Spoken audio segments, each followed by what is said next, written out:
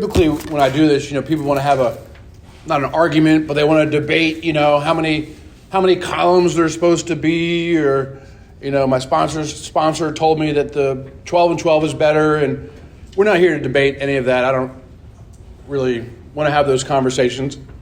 I just want to go through the book together as a group and follow the instructions, because that's what's transformed my life in a way that's really indescribable.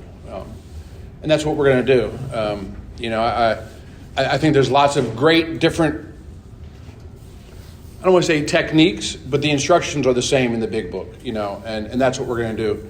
And I'll do my best if I give you an opinion or just something that's different, I hope I remember to put an asterisk next to it.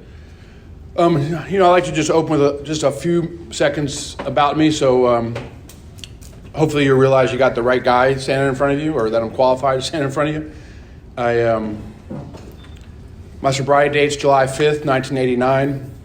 I spent 16 months in a 6-month treatment program. I zipped right through it. And I tell you that to say, in that treatment program, they gave us what they said was the 4th step. And it was nothing like what's in this book. It was a bunch of questions, and they're well-meaning questions, right? There's lots of great different types of inventories out there from different organizations that are great. But what we're here to do today is the 4th step from the big book, Alcoholics Anonymous. And so I left that treatment program thinking I'd done the 4th step, and I really hadn't. A couple years into the program, my sponsor finally realizes, you hadn't really done the 4th step out of the book. And, we did his kind of bastardized version of it, if you will. I hate to say it like that, but it's kind of like that old, you remember that in kindergarten, the teacher brings in all the kids and she sits them in a circle and tells one kid a secret, and then they whisper it in the kid's ear and they go around to 30 kids, and by the time they come back, the story has completely changed. And I've seen that happen a lot in Alcoholics Anonymous, not only with a lot of different things in AA, but particularly with the 4th step. I've heard things shared from the podium that are specific about what the book says that are not in our book. And so, I hope that's what we will accomplish today. I'm pretty confident we will. And then I did another 4th step at about 5 years of sobriety. My first wife left, and that's a long story, but she left, and that pain caused me to get back into the 4th step, and it was a whole lot closer to what we do in this book, but there were some things that were missing that I hadn't done. Fast forward a whole bunch of years later, I really made a mess of my life in sobriety, 18, 19 years of sobriety. I'm not going to bore you with all those details, but every aspect of my life was a mess. Just train wreck, like, do we use a rifle or do we use a shotgun to fix this problem type of second surrender in AA.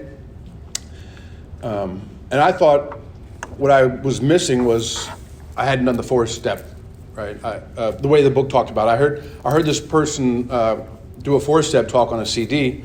I was like, holy moly, I haven't done it like that. Like, he was talking about things in the book that I didn't know existed. Like, I'm literally, I'm listening to this CD in my car, pulling over on the side of the road, breaking out my book, checking, to see if what he's saying is true, because I hadn't seen that, and more importantly, I hadn't done that in the book. And the 12 and 12 has a really great essay on the 4th step. It's been my experience that the big book, it's not my experience, the big book says this is a textbook, right? And the 12 and 12 says this is a group of essays. Essays are commentary. And it's fantastic commentary, right? Bill is now 15 years sober and has learned a lot about recovery, and there's awesome stuff in there. I'm not one of these people that thinks you got to be a big book guy or 12 and 12 guy. Like, how ignorant is that, right? Like, they're both awesome tools. There's lots of great literature. Even outside of the program, there's lots of great literature. But the 12 and 12 4th step has a list of 26 or 27 or 28 questions. They're really great, insightful questions that are worth asking yourself and sharing them with each other. A couple guys down at the beach years ago, we took them all together as a group. It was awesome. But what I've found in the big book is cut into 3 kind of inventories. There's the resentment inventory, the fear inventory, and the sex inventory. And the transformative part isn't the writing. The transformative part is the prayers that Bill gives us to address these things, right? I can't get rid of resentment in and of myself, right? I'm not going to ask for a show of hands. Everybody in this room has had a resentment a little bit older than a day, right? And so if you could get rid of it by yourself, you would have. Think that through, right? And as the book talks about, we think we can just sweep these things under the carpet and hope they don't exist, but they do, and then they pile up, and then each time we run into that person, our demeanor changes, our attitude changes, our blood pressure changes, and we block ourselves off from the Spirit. I believe God talks to us in 90 degrees down through you, through me. And if I cut off all the people on my 4-step list from being a channel, I've just cut off, half my bandwidth, half my exposure to the power greater than myself. So I had a really transformative experience, at that time at 18, 19 years. But I want to say this quickly, is it wasn't just going back and doing the 4-step. Like I went back, I called this guy 1,000 miles away, and I said, hey man, I'm dying here. Like, I don't know if I'm going to make my 20th AA anniversary. I'm going to kill myself. Like, that was the theme of the day. And he said, in short, I'll do this with you, but we're going to do all the steps, right? Like, you don't stay sober long term if you're not doing something right, over a period of time. But let's go back and see what you missed. And I said, all right, and I was willing enough that I agreed. And he asked me to put aside my old big book and get a new big book and go through it with a new set of eyes. The one of the most blocking things that we can do is say, I know, right? Like I don't need to read We Agnostics. I've read that, I'll tell you, for many years, I didn't really read We Agnostics. I would get to that chapter and I would say, well, I believe in God. This really isn't for me.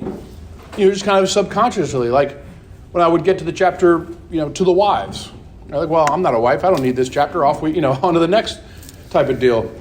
And obviously missed a lot. So I'm inviting you to, if you're doing this for the first time, or maybe got a little mess in your life, or how many people here are here because their sponsor made them? Probably half the room. Go through this with an attitude of, I don't know anything, right? And so when I went back through this work with him at that time, he said, I want you to just set aside everything you think you know. And if something you think you know is true, when we're done, it'll still be true. I'm not trying to replace your belief system. I'm just trying to put your mind in a spot where you can accept something new, right? And that's what I'm inviting you guys to do here today. And I'd like to start this off with a little prayer that was a gift from this old lady friend of mine. Many people have heard different versions of it, but if you'll join me, it'll get me and hopefully you in the right mindset. God, please help me set aside all of my old ideas about my disease. Please help me set aside all of my old ideas about my recovery. And please help me set aside all of my old ideas about you. Help me open my heart and my mind and my spirit to a new experience with my disease, my recovery, and especially you. Amen. Amen. I should say that prayer more often. So, we're doing this assuming that you've taken the first 3 steps, or you had some type of experience in the first 3 steps. Again, we're not going to walk away from this with a complete 4-step. I hope you'll have either some type of new experience of finding an instruction that you hadn't seen before, or something new that you can share with somebody. And for our friends that are doing this for the first time, we're just going to do a little piece of each one so you can understand the different parts of this, and hopefully with a sponsor, definitely with a sponsor, finish the rest of this work. So I hope you brought your book. Does everybody have a spiral notebook? If you don't, there's a stack of them back there. Please grab one. I know some people have some legal pads that flip over on the top. We're not going to use that format. The book doesn't say that, I know. But we're going to use a spiral notebook. I had this little superstition to use a green spiral notebook. Green's the color of growth. But the book doesn't say that either. It's just a superstition. So let's go to page 63. Open your big book.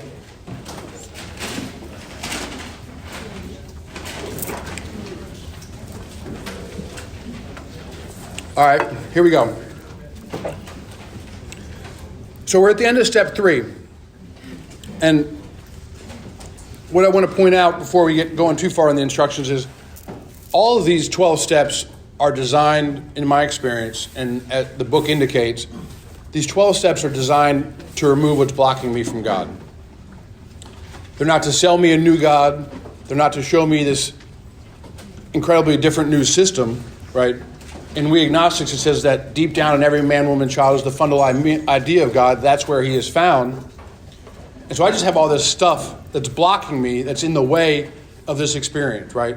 Each one of us was born with the same amount of God in us. We've just spent our whole life covering that up with guilt, shame, remorse, whatever your character defect is, resentment, fear, lust, fill in the blank. And so when we get here, we're so ashamed of our past that little bit of God inside of us can't come out, right? It can't be exposed. And so these steps uniquely and kind of sneakily, one at a time, remove these different things that are blocking us, And so I want to show you where the book says this. So we've taken the third step, and we're at the top of page 64. I'm gonna hold this. So we're at the top of 64. We've taken this third step, hopefully on your knees with your sponsor. And it says, though our decision was a vital and crucial step, it could have little permanent effect unless at once followed by a strenuous effort to be rid of the things in ourselves which have been blocking us. So there's that blocking us thing. Over on 71, it says the same thing. It says, we hope, and this is at the end of the fourth and fifth step, it says, we hope you are now convinced that God can remove from you whatever self-will you've blocked you off from him. And there's many spots in here where it says that. So my sponsor was a very kind guy. He told me I had 2 options of when to start my 4th step, and they're both laid out in the book, and I could choose either one. And so I'm going to propose to you that you can do the same. At the bottom of 63, after the prayer, here's the first time reference. It says, next. Pretty specific. Next, we launched out on a course of vigorous action, the first step of which is a personal house cleaning, which many of us had never attempted. And here comes the second time reference. We just read it. Though our decision was a vital and crucial step, it would have little permanent effect unless at once. So those are your time references of when you get to do your 4th step. Either next or at once. The things that block me from doing that blocked me for a long time from doing the 4th step was like this, oh man, it's so confusing. I don't understand. They keep talking about these columns and these prayers and stuff. I don't know how to do that. And part of that is because I was trying to do it by myself. And the other thing that was blocking me is this idea of, this idea that I have to do it perfect. And there are no perfect 4 steps, right? Like, if you're lucky enough, you'll stay sober long enough where you will do this again. Bill talks in a little bit that a business that doesn't take regular inventory usually goes broke. And that's what he's talking about, right? A successful business does an annual, semi-annual inventory. Right? They check out the stock and trade, they throw away the good stuff, and they try to get more they throw away the bad stuff and try to get more of the good stuff. Back on 64, we're just going to read until we find some instructions. So we've taken our new guy or gal through the first 64 pages of the book. And it says, therefore, we start upon our personal inventory. This was step 4. A business that takes no regular inventory usually goes broke. Taking a commercial inventory is a fact-finding and fact-facing process. It is an effort to discover the truth about the stock and trade. One object is to disclose damaged or unsaleable goods, to get rid of them promptly without regret. If the owner of the business be successful, he cannot fool himself about value. Okay, no instructions there, just commentary so far, right? We did exactly the same thing with our lives. Bill has this, I'm going to take a break here. Bill has this habit of, before we get into some step work, telling you why you need to do this, and then he tells you how to do it, and then he tells you why we just did what I told you to do, okay? And so I'm just pointing that out because we're going to do some of that. I'm going to point out some of that. We did exactly the same thing with our lives. We took stock honestly. Not our strong suit, but okay. First, we searched out the flaws in our makeup, which he calls our failure. Being convinced that self manifested in various ways, was what had defeated us, we considered its common manifestations. And what that means is that you've taken the third step and you've agreed that your way sucks. That your way doesn't work. I mean, I submit to you that if your way worked, you wouldn't be sitting here. Right? Now, the object of this program and this work is to get rid of the things that are blocking us so we can align our way with a different way.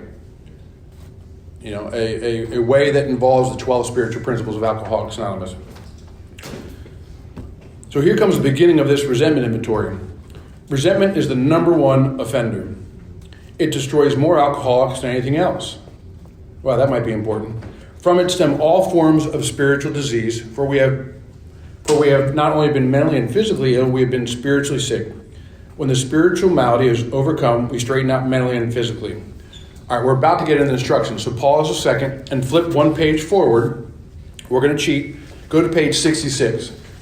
So Bill's told us here the resentments are the number one problem. It destroys more alcoholics than anything else. And he repeats that all over again on page 66. Go to the first full paragraph that starts with, it is plain that, and circle these when you find them. 7 times on this page, Bill tells us that resentments are going to kill us. It is plain that a life which includes deep resentment leads only to futility and unhappiness. To the precise extent that we permit these, so we're permitting these, do we squander the hours that it might have been worthwhile? I think that's wrong. I have not squandered hours in resentment. I have squandered years. I'm not being, funny. How many people have you cut out of your life because of resentment for more than a year? Anybody? Right? That's what they're talking about. Bill's just being gentle. But with the alcoholic whose hope is back to the book, but with the alcoholic whose hope is the maintenance and growth of a spiritual experience, this business of resentment is infinitely grave. Well, if you're in a grave, you're dead. That's 1. Circle that, grave. We found that it's fatal. Circle that. That's 2. For when harboring such feelings, we shut ourselves off from the sunlight of the Spirit, the insanity of alcohol returns, and we drink again. And with us, to drink is to die. There it is. Circle number 3, die. If we're to live, well, if we're not going to live, then we're dead, so circle that. We had to be free of anger. The grouch and the brainstorm were not for us. They may be the dubious luxury of normal men, but for alcoholics, these things are poison. Well, poison's used to kill people, circle that one. We turn back to the list for it held the key to the future. Well, if I don't have a future, I'm dead, so circle that one. We were prepared to look at it from an entirely different angle. We begin to see that the world and its people really dominate us. In that state, the wrongdoing of others, fancied or real, had the power to actually kill. Circle that, right? 7 times, Bill is hammering home this idea that if we don't take care of these resentments, we're dead. So I hope you're a believer that these resentments will kill you. Now let's go back to the instructions. We were on 64. Right there in that last paragraph, I'll repeat the last sentence. When the spiritual malady is overcome, we straighten out mentally and physically. Everybody with me right there? In dealing with resentments, we put them on paper. That sounds an awful lot like an instruction. Now it's closed, but it doesn't tell us specifically how to do that. Do I just break out my pen and start writing nonsense? No, here comes the specifics. We listed people, institutions, or principles with whom we were angry. And I'm going to ask you to highlight that or underline that, break out your crayon, whatever you got, and put a 1 right next there in the column of your book, because that's the first column. And if we look at, because hopefully not only will you leave with a better understanding of what our book talks about today, but hopefully you'll be a little bit better responser, and so you can show the next guy or the next gal the instructions in the book, right? That's what we're really called to do. And so we look at page 65. Bill gives us this 3-column example. I'm resentful at, the cause, the effects. So what I'm going to ask you to do is open up your spiral-bound notebook and open it so that you have 2 pages facing you like this. Everybody see that? So you've got a left and a right page. And on the left page over here, make a column, a 1 and a 2. But for column 1, you don't need a lot of room. So maybe like a third of the way over, make a line down. Everybody see that? We're just dealing with column 1 right now, so I'm gonna shut my book. So make, column 1 is maybe 1/3 and column 2 is 2/3.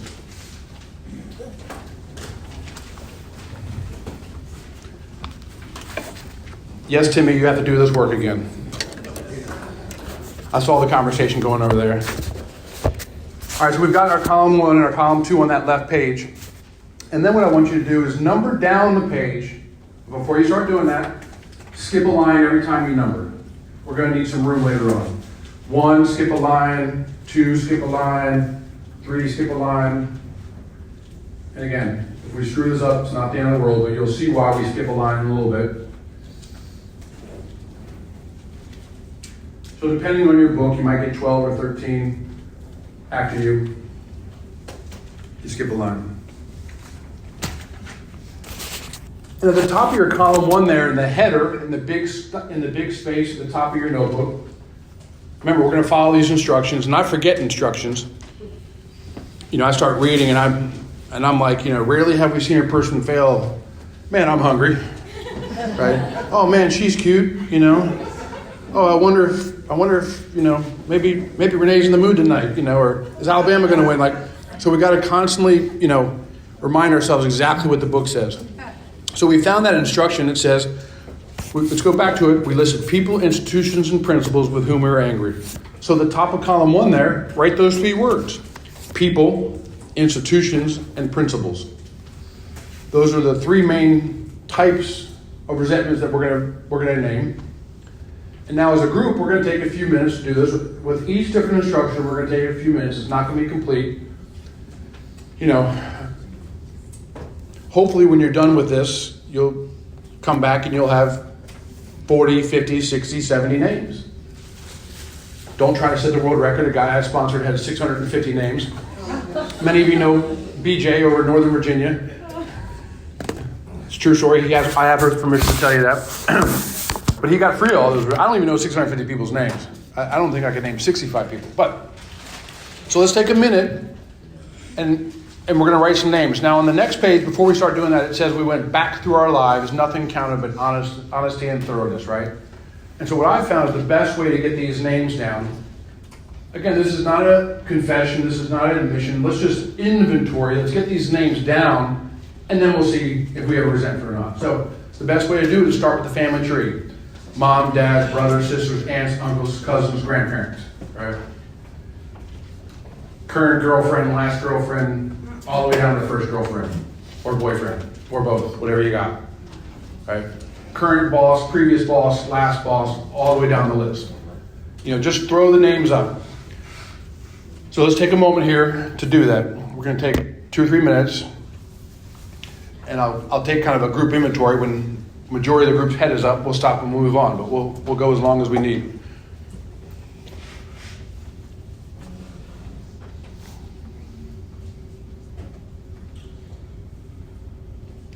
And if you're not sure, put the name down. And if you're doing this for the second, third, or fourth, or fifth time, and you think, man, I've dealt with this resentment, put it down, right? We're trying to get a new experience and a new relationship with this person. Doesn't hurt to put them down.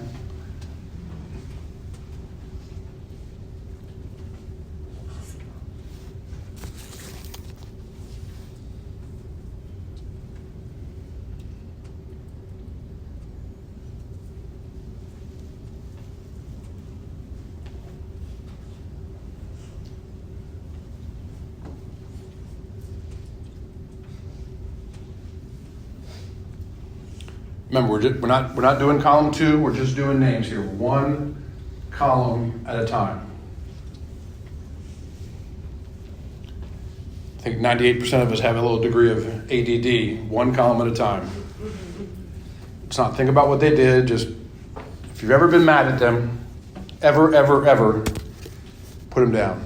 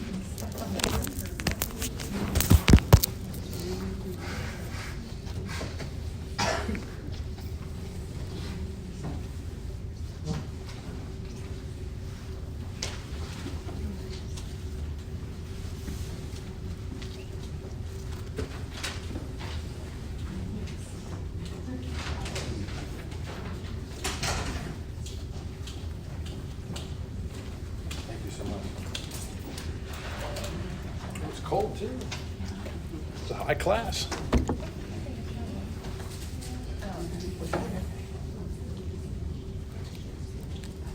All right, I see the majority of heads are up, so we'll stop doing that for a second. I failed to mention, I'm all caffeined and sugared up. I failed to mention how I like to do this. So when I'm sponsoring a guy, I say, listen, let's devote ourselves to 2 20-minute sessions a week, right? If we just kind of do this whenever we can, we'll never get to it. This will drag out to a 3-month process, and it doesn't need to be. But committing to 2 20-minute sessions will really get you through this pretty quickly. It depends on your schedule. If you're a single mom, you got 3 kids and 2 jobs, that's about the most you can do. If you're living in the halfway house and the state's paying your rent and you have no responsibilities, you can probably get a couple more sessions out a week. And as a sponsor, I try to keep my guys accountable. Hey, what days are you working on your 4-step? Not just maybe Wednesday, but like Wednesday at 5:30 when I get off at work. That's a commitment to really help them get through it and feel good about themselves during the process. I don't know about you, but I'm the type of guy that makes a declaration. I'm going to do something. I'm going to do my 4-step. And I get home and it's like, I didn't know Alabama was playing Tennessee. I'll do it later. I'll do it after the game, maybe at halftime or between snaps. Completely distracted and don't put any effort into it. Or I'm going to go to the gym. No, it's January 1st, 2nd. I'm going to lose 20 pounds. And then, I stop at Dunkin' Donuts on the way to the gym, and I get to the gym and I just watch SportsCenter on the TV and then sit in the sauna and don't really burn any calories. I don't know if anyone's ever done that. And you don't notice it, but you leave there feeling like crap about yourself. And so having kind of an accountability partner in this is a big deal. It helps us feel good about, hey, I said Wednesday at 5:30 I'm going to do some work and I did it, because it can take some time to get through this. And the other thing is, I would advise that you hide your 4-step. I sponsored 2 guys whose wives found their 4-step and decided to read it. One of which is not married anymore. And the other one had a rough go of it. When my wife and I were trying to rebuild our marriage, I was doing this work and I was coaching my son's football team. And, they allowed us to drive our cars up on the field, and it was the first day of practice. And one of the moms came over, a little kind of do-gooder mom, well-meaning, kind of like, she looked like Katie Hopenick. She came over, she said, I'm going to be the team mom. I was like, oh, okay. I don't remember asking for volunteers, but great. She said, I'm going to be the team mom. I'm going to get everyone's name, email address, and phone numbers for you, and I'm going to organize all this for you. It's going to be great. I said, okay, great. And she said, do you have any paper? And I said, I don't know. And I hear my son saying, no, there's some stuff in the back seat. And I'm about 30 paces away. And I look over, and they have my 4-step on the dash of the car, flipping through it, trying to get to some blank paper. Thankfully, there was no pause, and they didn't read any of it, but I moved pretty quickly to get over there. And we say that kind of jokingly, but it's serious, right? There'll be a time where maybe you and your sponsor decide to discuss some stuff with your other, and that's great. But don't put that on them out the gate, right? Let's get through the work. Let's get to a different spot. So the first time you do this session, your very first session, you do column 1, right? I'm going to do this for 15 minutes. You get in a quiet place. One time I talked to a guy, I could hear like this mechanic shop in the background. I'm like, what are you doing? He's like, I'm working on my 4-step. I said, well, where are you? And he said, I'm at the Jiffy Lube. And I can hear this baby crying next to him, and I can hear these socket wrenches going off. I'm like, man, that's not the way. Get a quiet place, go up to the grotto, go out to a field, go by the river, go by Monocacy, whatever. Go to your favorite place, get quiet, say a prayer, invite God into the process, right? We're going to try to access a different power source other than John, right? We've done things my way. That didn't work. I'm going to do them another way. Invite God into the process. And this column 1, just throw up names for 15 minutes, whatever it takes. Like I said, do that family tree method. And then when you're done, close the book, right? If you only went for 14 minutes, who cares? If you went for 30 minutes, awesome, okay? And then your second session, you go back to column 1. There's going to be people you forgot. You're going to walk in the meeting, and you're going to see Darren, you're going to be like, oh, that dude. I can't believe the stuff he said to me last week at home group after my share, And you put Darren's name down, right? Or, Denise snubbed me last time I was over by the coffee pot, whatever it is. Fancied or real. And those things are important. You throw those names down. We're going to do this one column at a time. So let's find the next instruction, okay? So back at the bottom of 64, I hope that you had underlined that instruction, and we'll just repeat it. We listed people, institutions, or principles with whom we were angry. And the top of the header there, we wrote people, institutions, or principles. I want to backtrack. People, institutions, or principles. People is obvious, right? I get asked a lot, what's the difference between an institution and a principle? And an institution is like the IRS. That's an institution. That was on my 4-step, And if I were to do a 4-step today, they'd still be on my 4-step. Maybe the school you went to, maybe there wasn't a specific person, but like the whole school, you had a resentment against those snobby kids or whatever it is, right? Maybe like if you're our friend back here with the Tennessee hat, maybe her resentment is the University of Alabama, right? That would be a really good resentment for her. And then principles, I think this is kind of, again, asterisk here. This is, I think, the book doesn't say this, but I think this is Bill's way of allowing us to put a religious or a spiritual way of life down without offending anybody, right? When he was writing this, he was very careful not to offend religious people, right? A couple times it says we are quick to see where religious people are right. We make great use of their books, et cetera, right?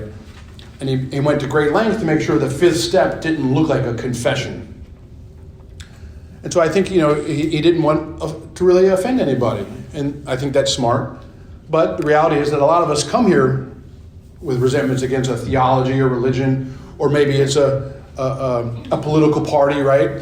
Democrats, independents, Republicans, that goes down that list. We're a couple weeks away. I know some of you all got that. All right? We're not going to talk about any of that, but that in general, right? So that's a principle. Conservatism, liberalism, whatever the other ones are, Get that down. All right. I wanted to bring that up because I left it out. All right. This next sentence, we asked ourselves why we were angry, period. Underline that, highlight that.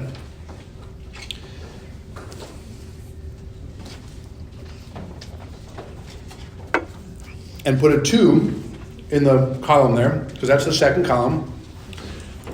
That's the second instruction. And so now we get to complain why we're angry. And this is why we skipped a line, so there's room. Now, before you start writing, Gabby, I know you're excited to start writing this resentment, but hold on a second. Put the pen down. And let's look at this example that Bill gave to us. The first column is I'm resentful at Mr. Brown, Miss Jones, the employer, my wife. And out of all of these resentments, the very first one is the longest one. He is resentful at Mr. Brown. Why? Because his attention to my wife. He told my wife of my mistress. And Brown may get my job at the office. I mean, those are 3 pretty deep resentments, right? He's threatening his marriage. And he's threatening his marriage about talking about his girl on the side, which we're going to leave that that's later in the inventory. That's the sex inventory. And he's threatening his job, his pocketbook, his security. 3 really big resentments. I can't think of anything worse you can do other than maybe harm one of my children, right? But Bill manages to describe this in 19 words. And that's what we're going to do. All of these resentments that we're going to describe in column 2, all the ones that you have listed, we're going to limit it to 19 words. We are not going to relive this resentment. Because that's what a resentment is. A resentment is to re-feel a previous anger, hurt, or harm. That's what resentment means. So we're not going to do this again by starting off our writing by saying, Well, it was a dark, rainy Wednesday in 2000. No. Brief. We don't need to describe the whole thing. We understand what it is. And I think Bill is even long-winded in 19 words, right? It needs to say stuff like, he never told me he loved me. That covers it.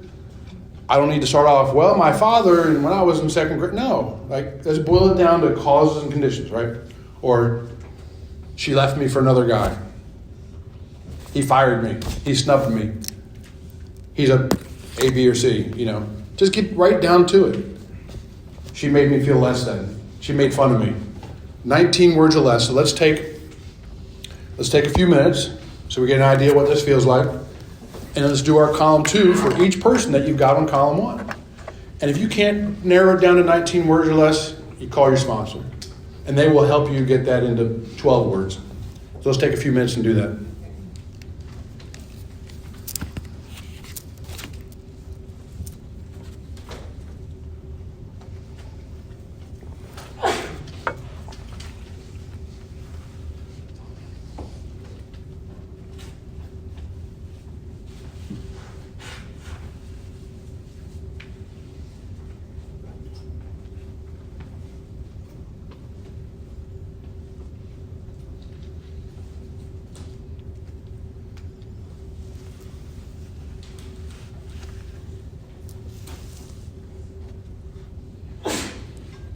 Bless you.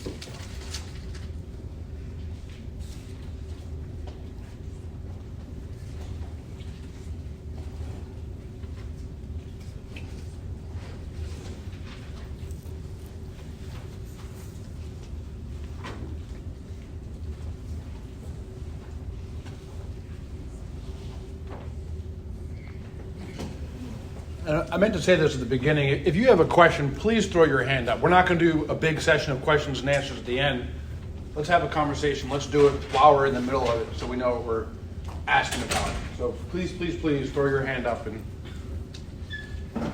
ask your question if you have one.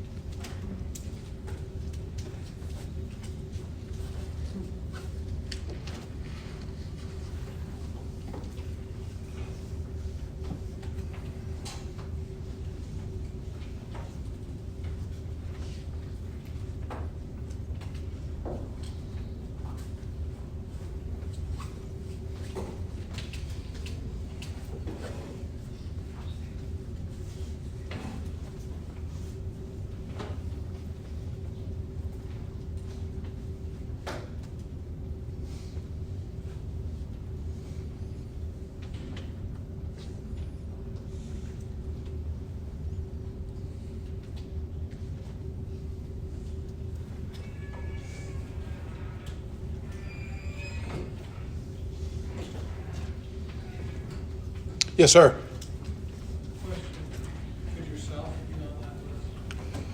For those of you who couldn't hear it, the question was, can you put yourself on the list? That's a popular question.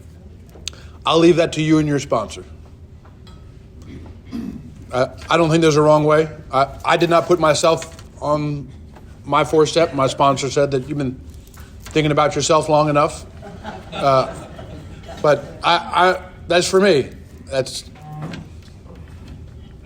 yeah.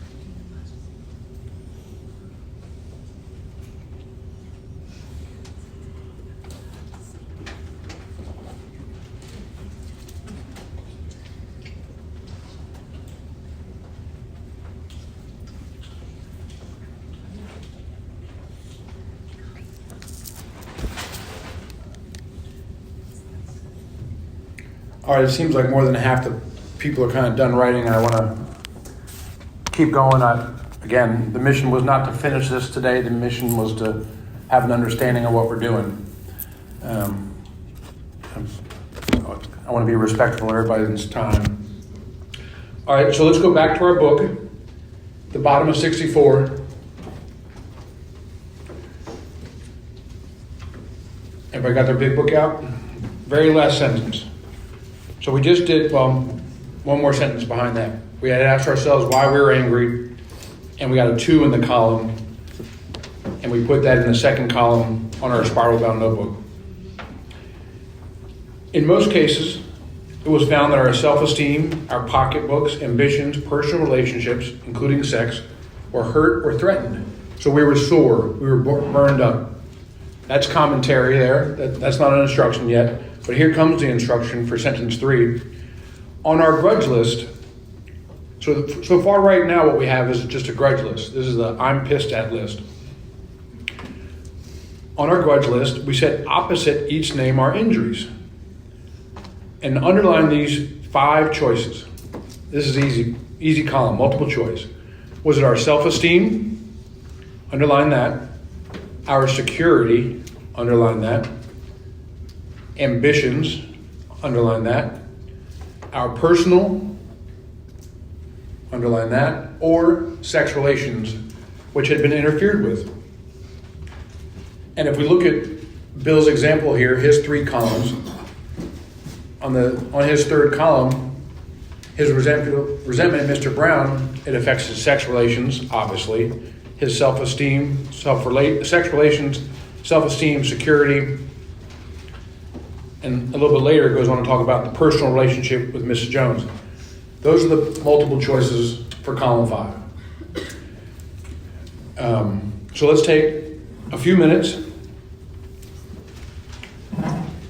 and fill that out in our column 3. A lot faster than column 2. Let's just take a minute or 2 and fill those in. This is what button in us was pushed, how we were, as the book says, interfered with.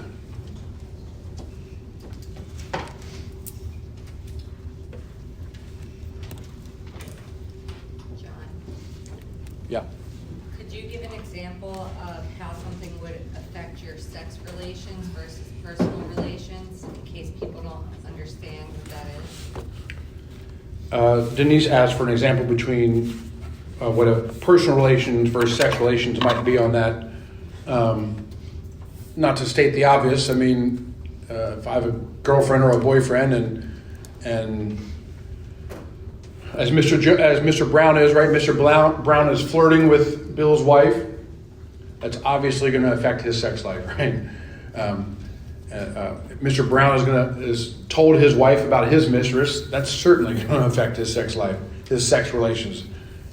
Or if one of your friends maybe makes you look bad in front of your girlfriend or something like that, or somehow threatens that relationship.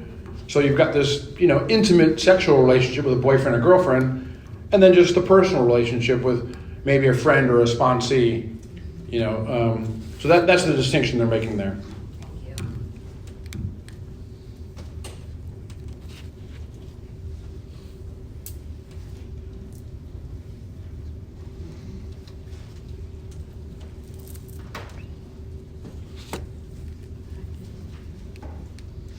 And security is not just about financial security. If you were abused as a kid by a parent, your security was interfered with. If your boss threatened your job all the time, your future was, your security was threatened for sure.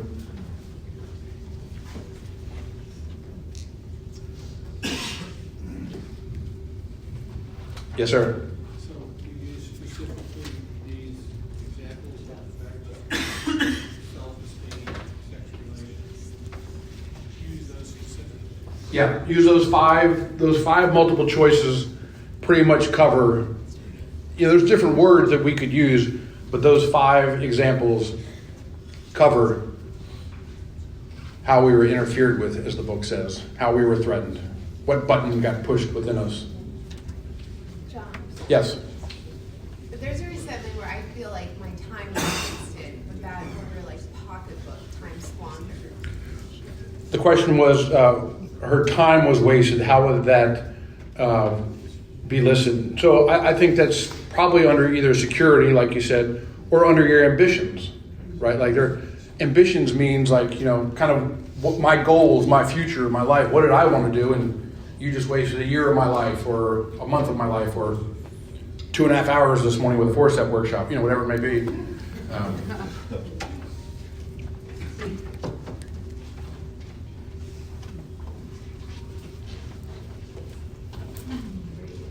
So if you're resentful towards your kids because bedtime takes an hour, that's your ambitions. If you want to play baseball. I would say so. Okay, thanks. And probably your sex relations. Exactly. Possibly.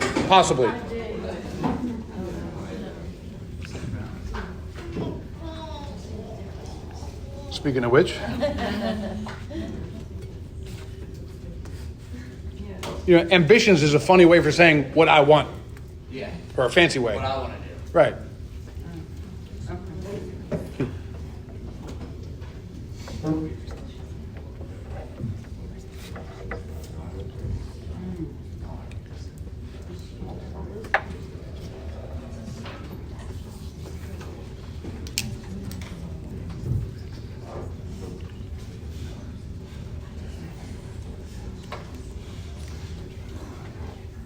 Let's take a kind of quick group conscience. Do we want to do the last part of the resentment inventory, which will take about 10 minutes, and then break? Or break now? How many people are nicotine addicted? Not me. So let's finish. Is that the group consensus? Finish? Yeah. All right, good. For those of you that need to smoke, Timmy will give you a Zin or something.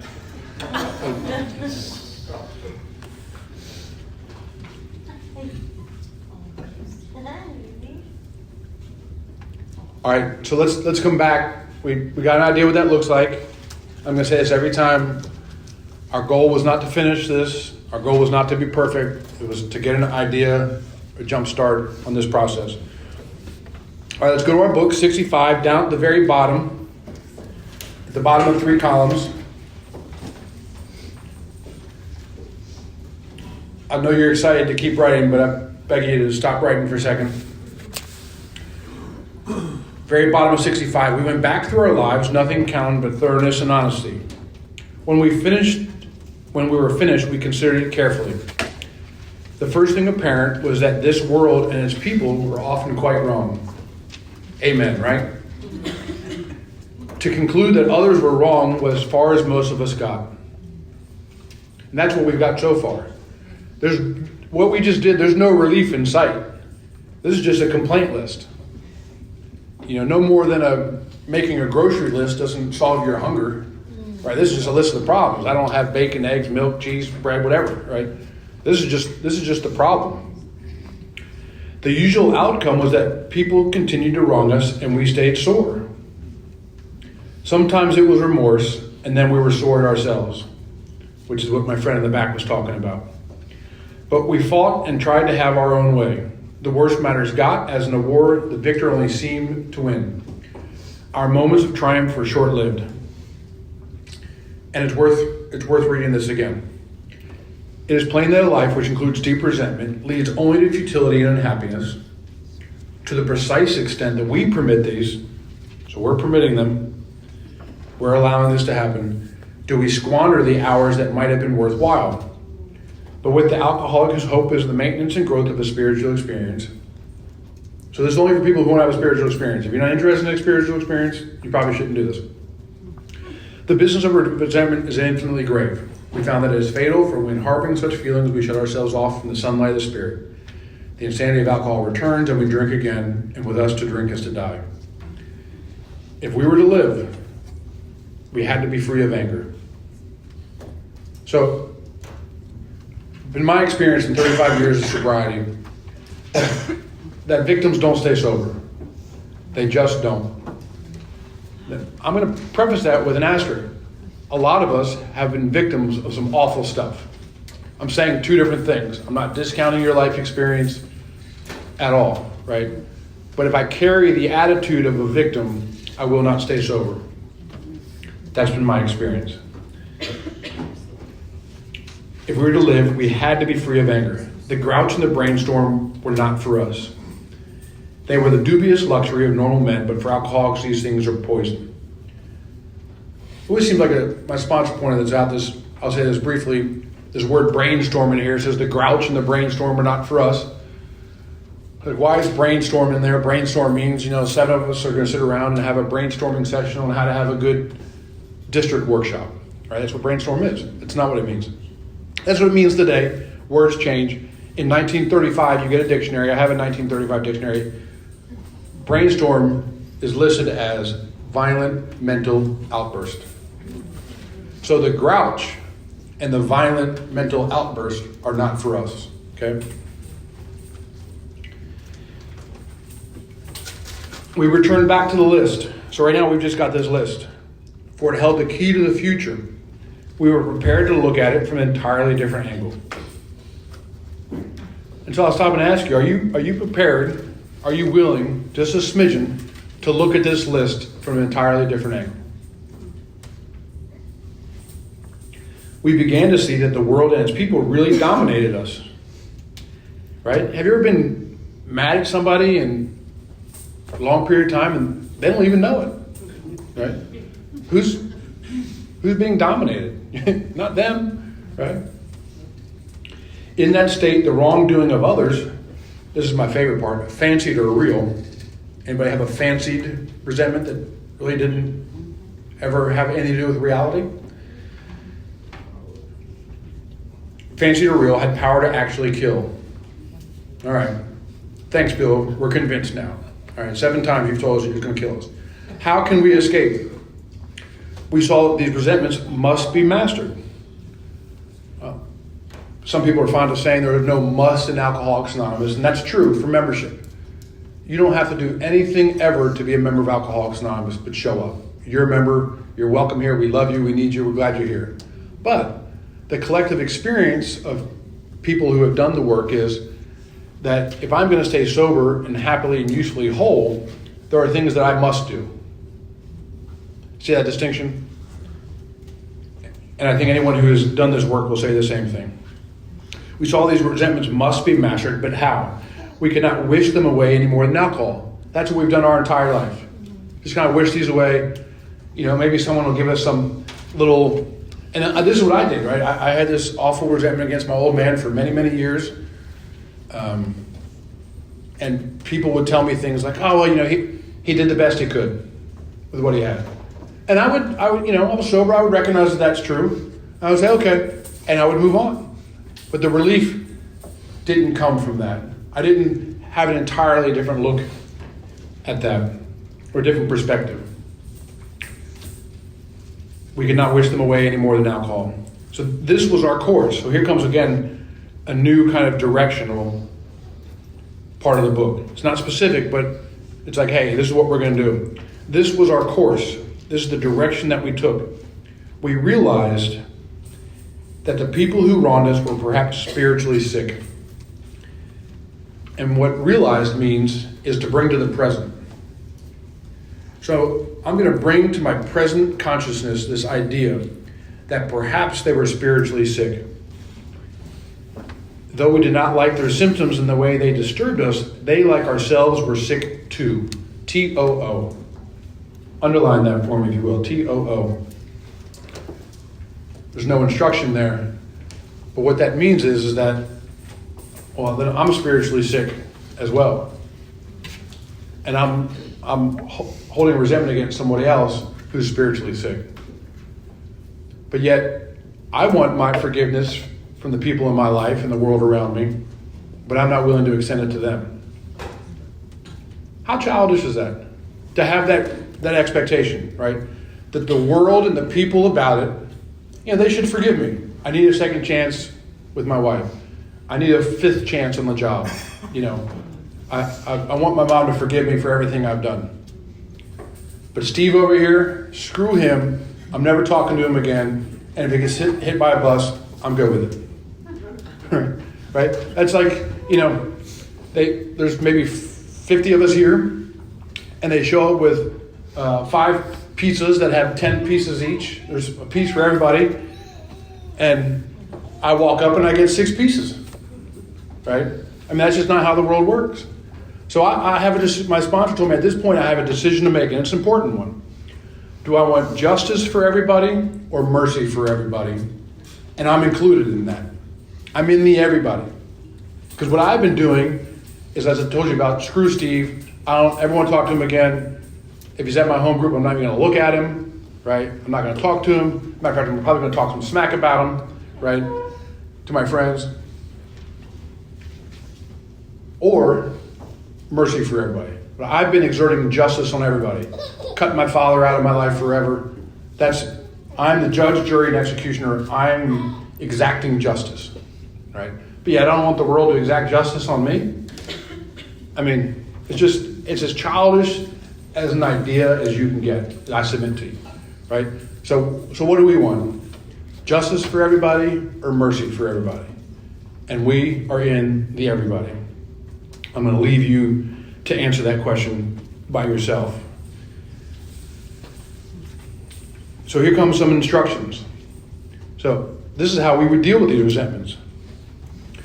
We ask God to help us show them the same tolerance, pity, and patience that we would cheerfully grant a sick friend. That sounds an awful lot like an instruction, doesn't it? So it's underline it, highlight it. And I don't mean to say that, if that sounded condescending, I don't mean to say that. Like, I miss that forever, right? Like the instructions just seem to evade me when I'm reading this book by myself. So underline that. Now there are 2 prayers, and then it goes on to kind of elaborate on this, what a lot of people call the sick man's prayer. We'll continue to read it.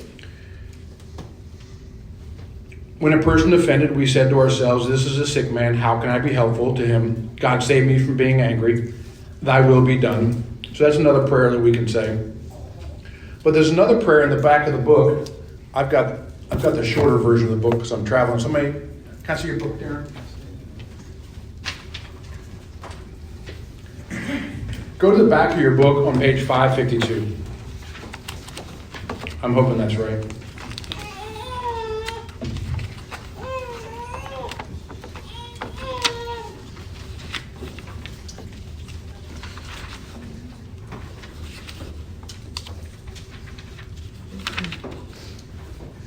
Actually, 551.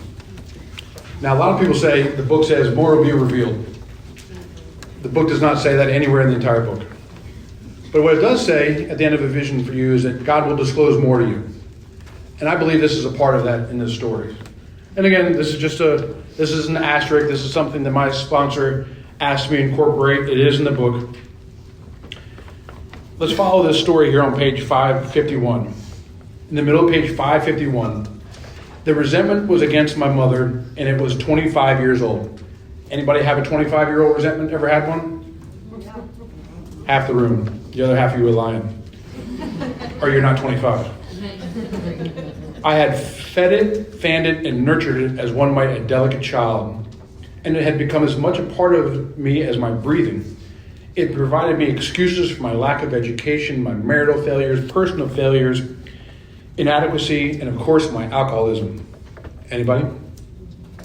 And though I really thought I had been willing to part with it, now I knew I was reluctant to let it go. And what she's about to describe here is a very predictable turn of events if you're in the program Alcoholics Anonymous. One morning, however, I realized I had to get rid of it. And that's how you guys ended up here. Like, I got to do something. I got to do something different. For my reprieve, a reprieve is a stay of execution. For my reprieve was running out, and if I didn't get rid of it, I was going to get drunk, and I didn't want to get drunk anymore. In my prayers that morning, I asked God to point out to me some way to be free of this resentment. During the day, a friend of mine brought me some magazines to take to a hospital group I was interested in. I looked through them. A banner across one featured an article by a prominent clergyman in which I caught the word resentment. He said, in effect, if you have a resentment you want to be free of, if you'll pray for the person or thing that you resent, you will be free. If you ask in prayer for everything you want for yourself to be given to them, you'll be free.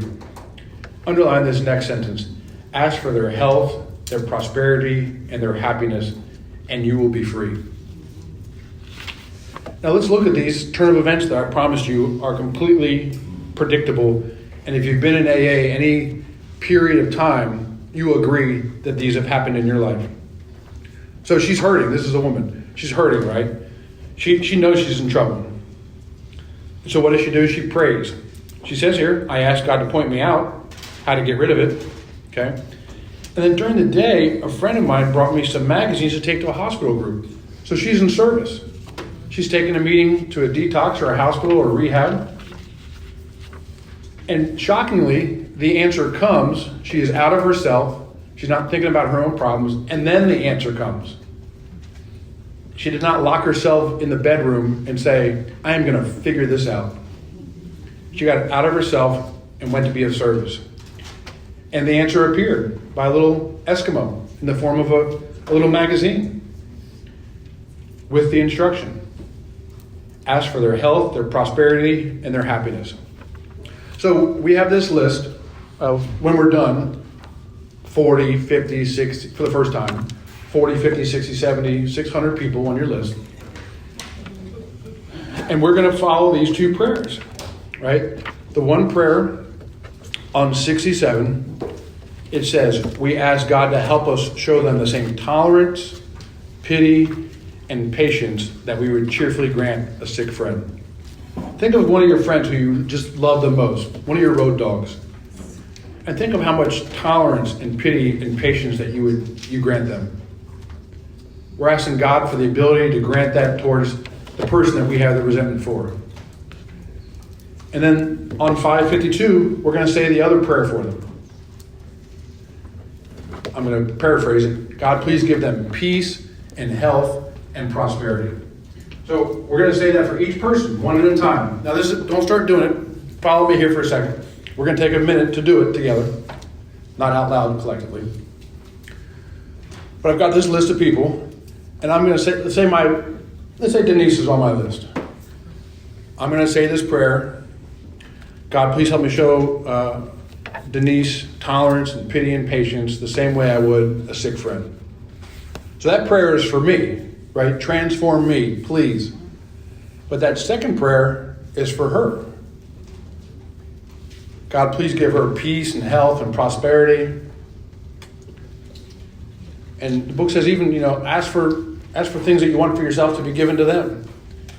And then after you say that prayer, ask yourself if you mean it. If you do, Put a check mark next to the name. That indicates you are free of the resentment. Now, it may come back next time when I see Denise and she does that same dumb thing that makes me so mad, right? But then I say the prayer again, right? These are tools that we're going to use for a lifetime. And I just go down the list. I go through all the way once. I don't go back. Let's say I'm like, no, I don't mean that for Renee. I mean for Denise. I hope we're not recording this. I don't mean that for Denise. I hope she gets hit by a bus today. Great. Keep going. Go to the next name, right? Gabby's on the list. Say that prayer. Do I mean that? Yes, I mean that. Check mark. So you've gone through your list of 50 names, and you most likely don't have as many resentments as you think, right? But you've got a handful. And then those people we're going to start praying for on a daily basis. We're left with the big ones. My ex-wife, my dad, my mother, my boss, whatever. Might be a whole bunch of them. And we say these prayers for these people until they're gone. And how they're gone, as we say, do I mean it? Because they're not mutually compatible. I can't really mean those things for Denise, that I want her to have peace, health, and prosperity, and really want the ability to show her tolerance, pity, and patience, and be resentful. They cannot coexist at the same time. And again, it may come back, and we'll use these prayers continually the rest of our life. So let's take a few minutes, and then we'll take a break. But let's take a few minutes before we break and say these prayers for each person. And I just kind of learned to paraphrase them. The first prayer, I'm asking for God to give me the ability to show pity, tolerance, and patience for Denise. And then that second prayer is, God, please give her peace and health and prosperity. So let's take a minute to say those prayers for those persons, and ask yourself, do I mean it? And if you mean it, good, put a check mark. If you don't mean it, that's okay. We're just doing an inventory. As Bill says, we're going through the inventory. What resentments still exist, what ones don't.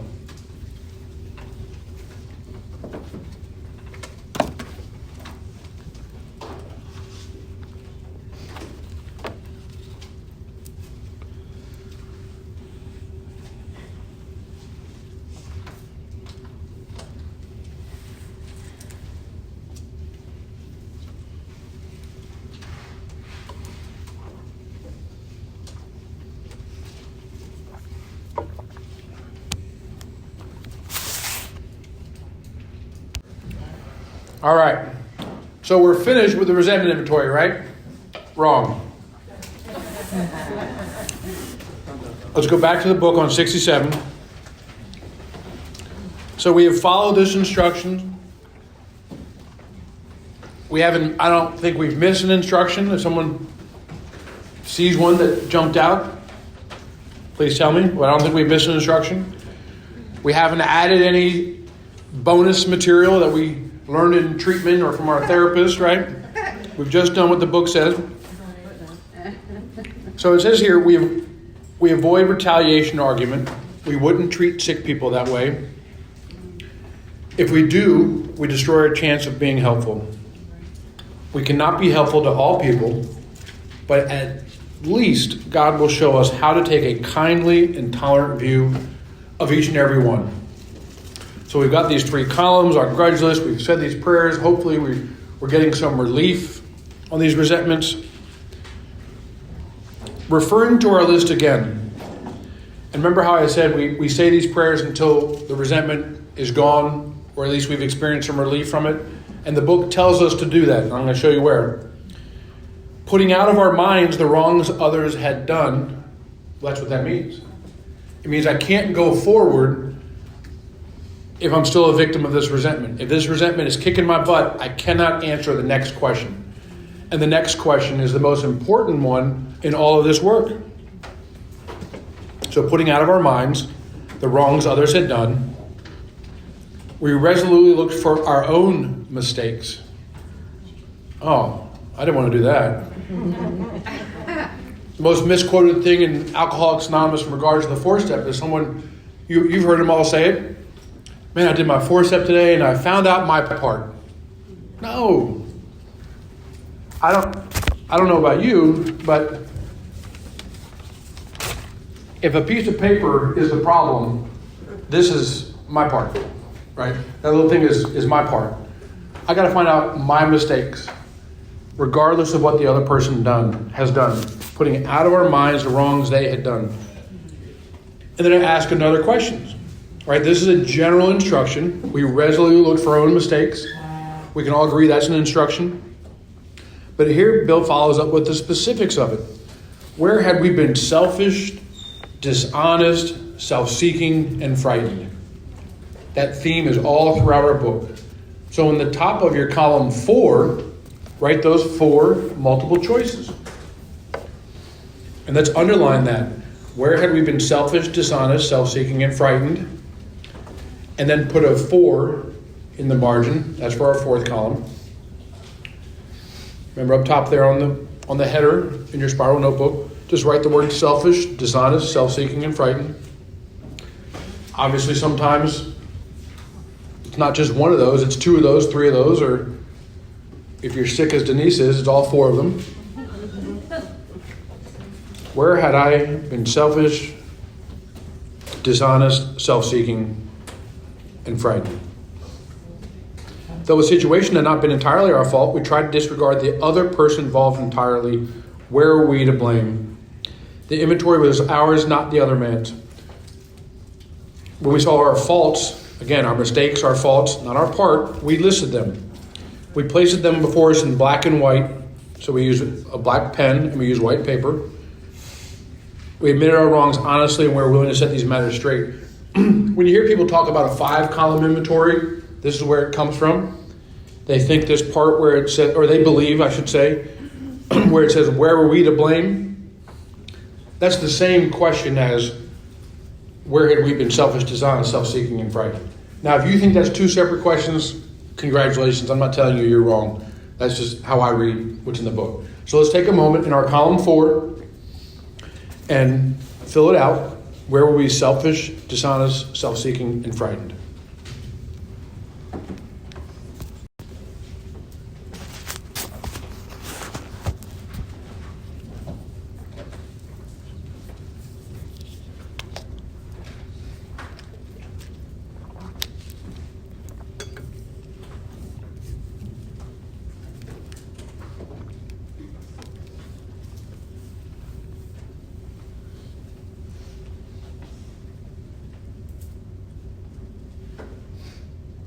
Yes, ma'am.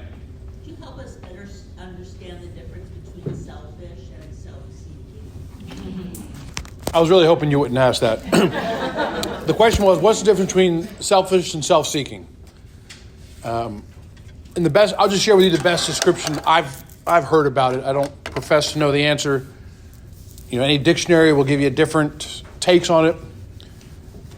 Self-centeredness is about my thinking.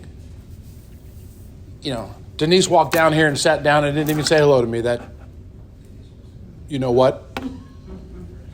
Well, self-seeking is about my actions, looking for more than my fair share of praise, glory, whatever, you know, in the world, you know, trying to play a bigger role than I'm supposed to play. So self-seeking is about my actions. Self-centeredness is about my thinking and my perception. Take it or leave it. It's good enough for me.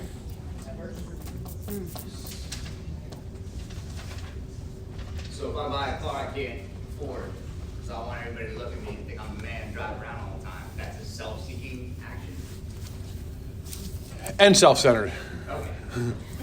It can be both. It's self-centered in not thinking about the financial impacts of my family when I show up with, say, an Audi RS7. And it can be self-seeking in that, man, my homies are going to think I'm cool.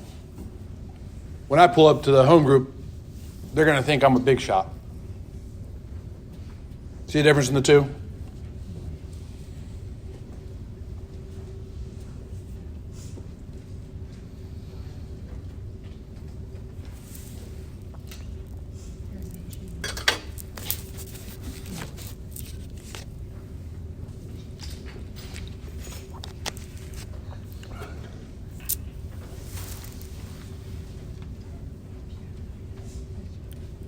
Self-seeking is I'm looking for something outside of myself.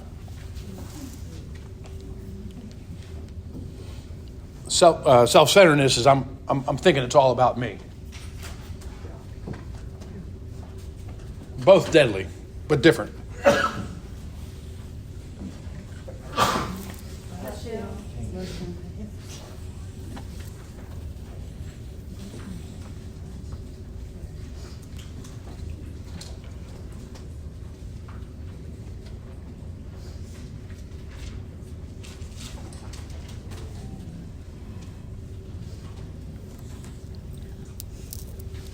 Hey, John, Yes. where would like judgmental go under selfish?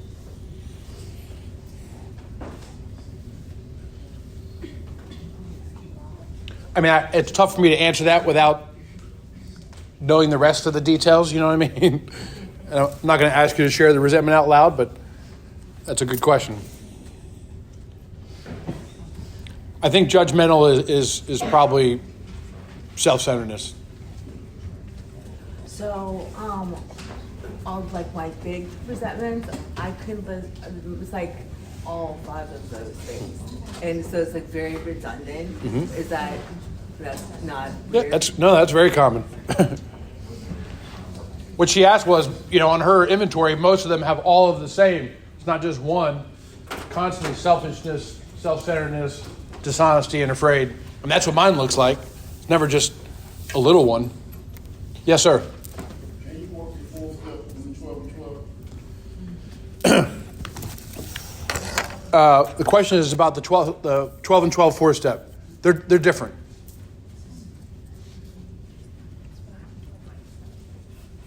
I know it sounds like I'm not answering you on purpose, and I'm not. But today we're talking about the 4-step in the big book. That's all. The 12 and 12 has a great list of questions. I don't find it as transformative as the prayer work in the big book. But they're great questions. Great questions in the 12 and 12.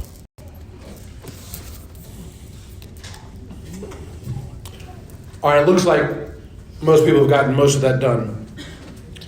So now, congratulations, we are done with the resentment part of the inventory. And that's the longest part of the inventory, typically. Probably, in reality of doing the work with a sponsee or a sponsor, it probably takes 3/4 of the time. The next part of the work is pretty easy to fly through. All right, so bottom of 67, we get to the next part of the inventory. Remember, there's 3 parts to the 4-step. There's the resentment inventory, the fear inventory, and the sex inventory. We're going to get into the fear inventory. Bottom of 67. Notice that the word fear is bracketed alongside the difficulty with Mr. Brown, Mrs. Jones, and the employer, and the wife. And to the woman that just asked this earlier question, this short word somehow touches about every aspect of our life. So of course it's in all of those. It was an evil and corroding thread. The fabric of our existence was shot through with it. It set in motion trains of circumstances which brought us misfortune we felt we didn't deserve. Anybody have that experience? But did not we ourselves set the ball rolling? Sometimes we think fear ought to be classed with stealing. It seems to cause more trouble. And again, here comes a general instruction. Oh, so flip a couple pages in your book. Get away from the resentment inventory. Leave some more pages. Flip forward 4 or 5 or 6 pages so you have room to finish the resentments.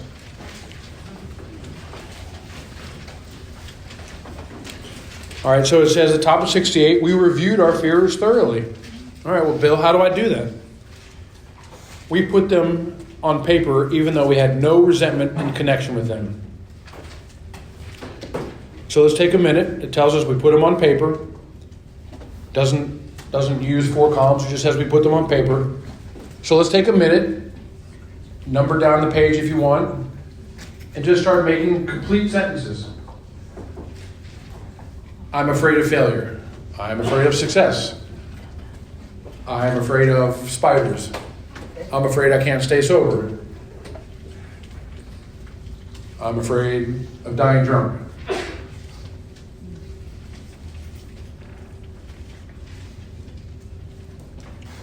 I'm afraid she's going to leave me. I'm afraid she's going to stay. They can both exist at the same time, by the way.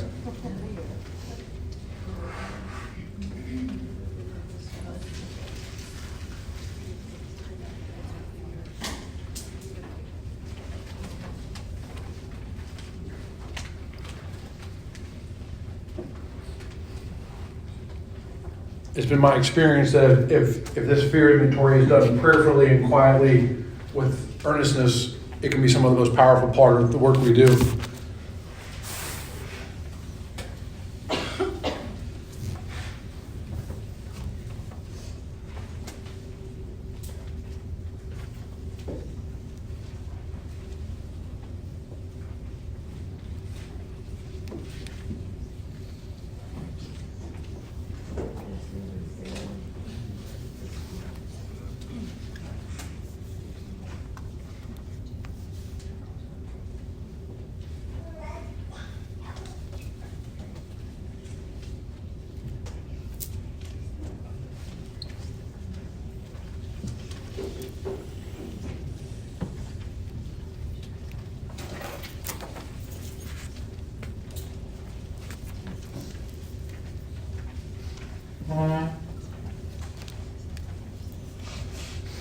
All right, let's take a pause there. We got a couple fears down, right?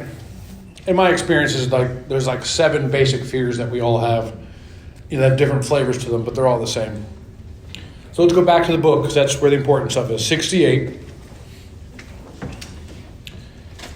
We put them on paper, even though we had no resentment in connection with them.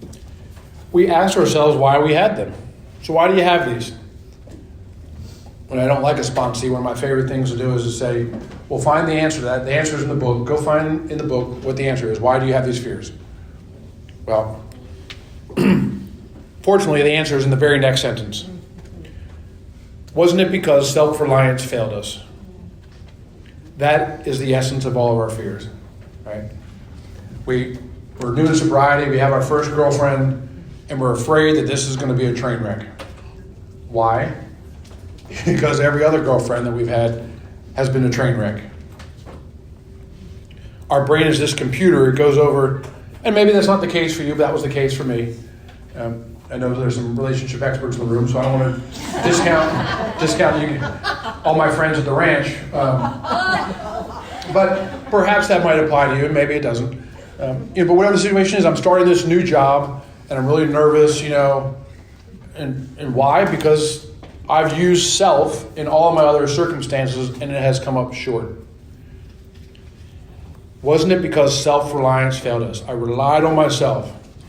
The old, I'll figure this out. I got this.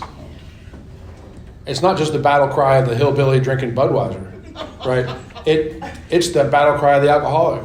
I got this. I'll figure it out. Back to the book. Some of us once had great self-confidence, but it didn't fully solve the problem or any other. When it made us cocky, which is what I just described, it was worse. Perhaps there's a better way. We think so. So now we're on a different basis. So we're going to get off this basis of trusting John, which did not work. That got me here. We're not on that basis anymore. But we're now on the basis of trusting and relying upon God. We trust infinite God rather than our finite selves. We're in the world to play the role He assigns, which you've already agreed to. If you've taken the third step, you've already agreed to that. The third step means that the rest of your life is none of your business. That's what it means. And you've already agreed to that. This is just reiterating this and reminding you. We're in the world to play the role He assigns, just to the extent that we do as we think He would have us, and humbly rely on Him, does He enable us to match calamity with serenity. We never apologize to anyone for depending upon our Creator. We can laugh at those who think spirituality is the way of weakness.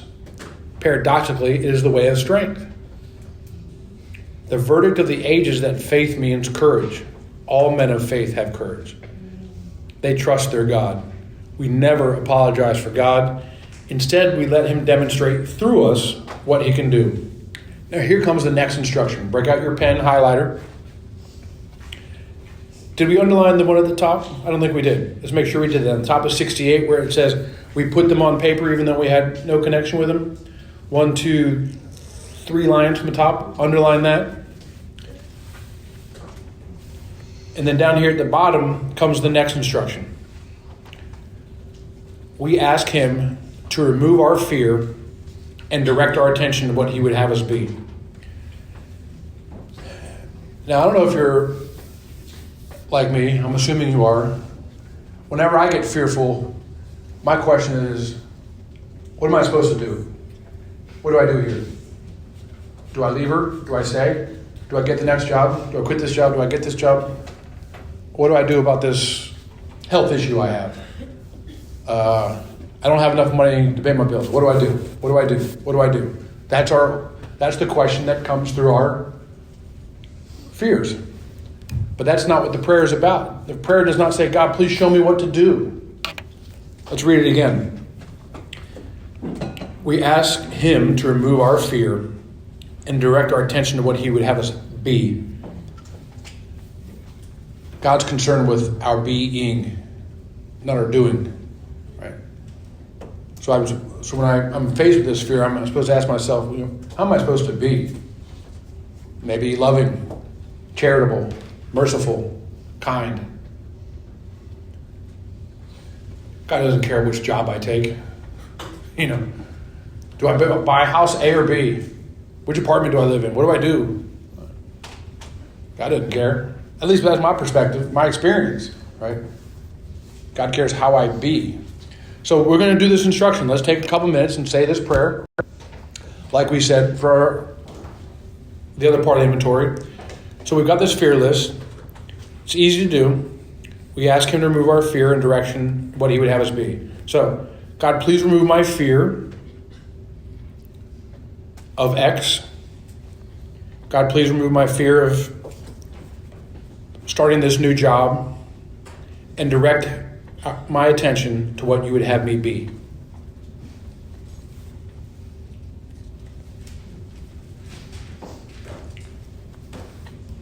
Right, what we're doing here is we're developing a relationship.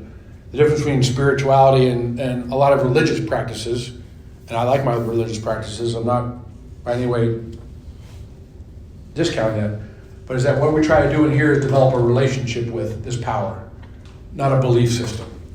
And so, I personalize this prayer. I'm being specific. I'm not just reading a prayer because I should read a prayer and hopefully some good stuff happens. I'm trying to develop this relationship. So be personal with it. God, please remove my fear of failure. God, please remove my fear of dying. God, please remove my fear of making this amends. Direct my attention to what you would have me be. So let's say that prayer for another minute or two. For each one of your prayer lists. Not just one prayer for the whole list. Each fear at a time gets attention to prayer.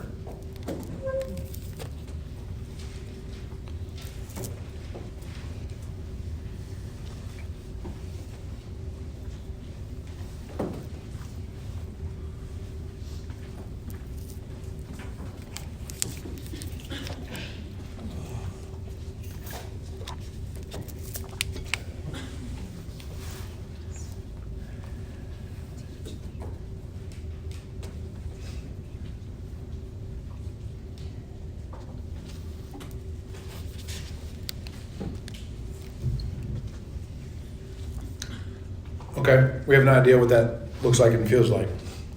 And there's a promise right after that. And once we commence to outgrow fear. And as promised, it's a much faster part of the inventory. Congratulations, you've done the fear inventory. You've got the resentment inventory, you've got this fear inventory.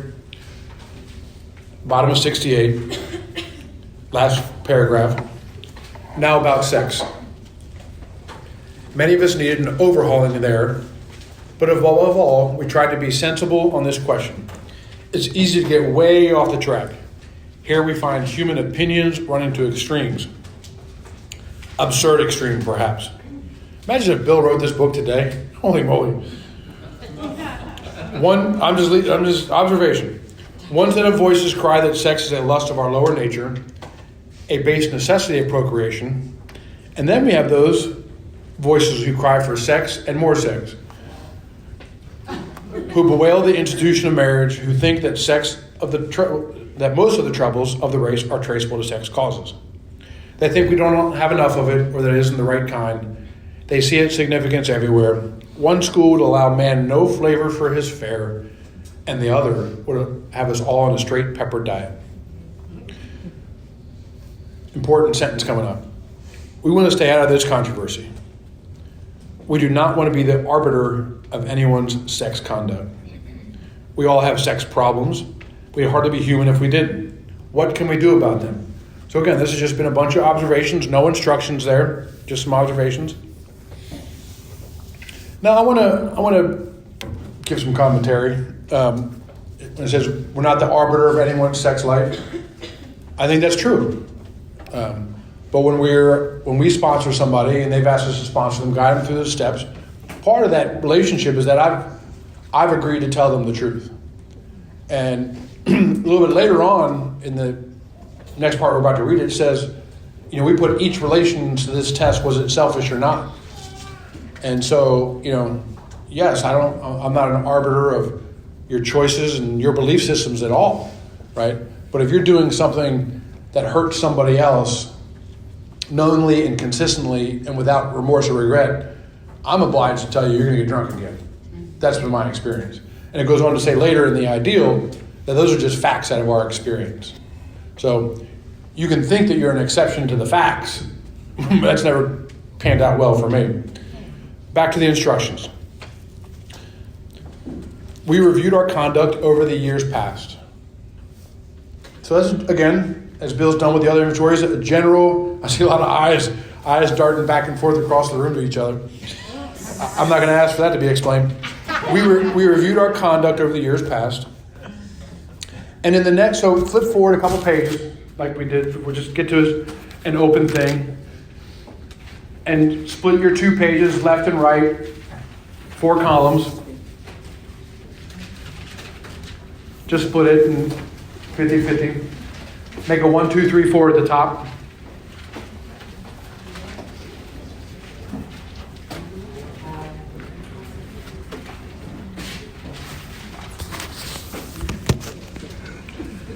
Everyone's got that? They got their page open?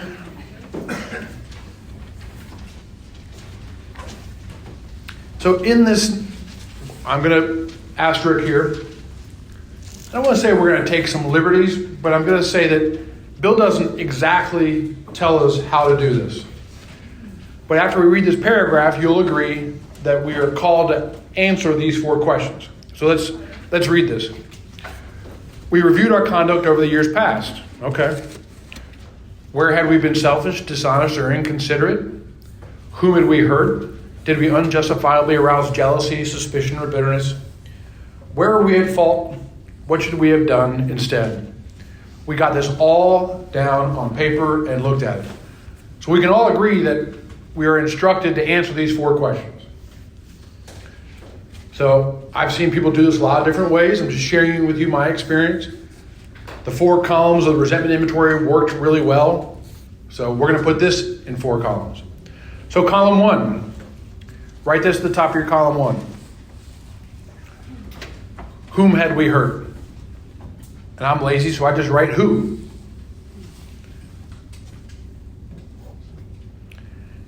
Top of column 1 is who. And then number down the page. You don't have to skip any like you did last time. Just number down the page. 1, 2, 3, 4, 5, 6, 7, 8, 9, 10, 11, 12. All the way down.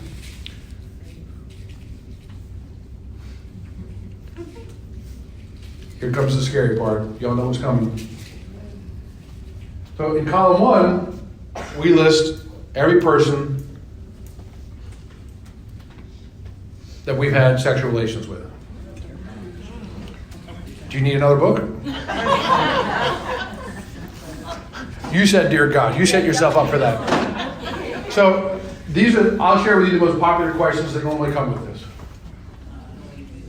Again, every man and woman that you've had sexual relationships with, you're going to put this down. I've had some guys that were seeking enough where they listened to the computer. Pornography was a problem with them. But the Wisconsin questions are, I know this isn't happening in Fredrick anymore, but I don't remember her name. Okay? And maybe you women have the same issue. I don't remember his name. Dude from the bar is fine.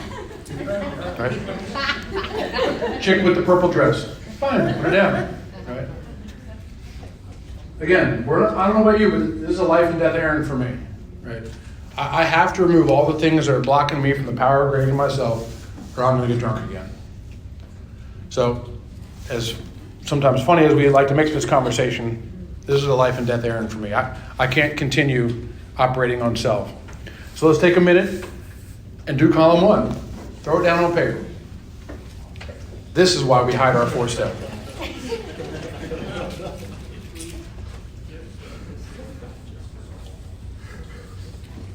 Some things are better left unsaid.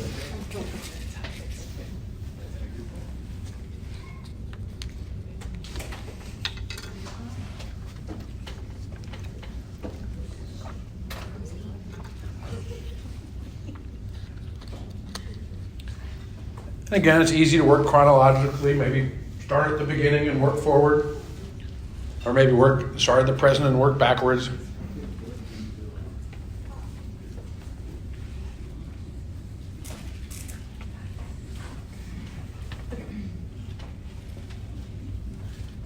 You can write in code if you want to.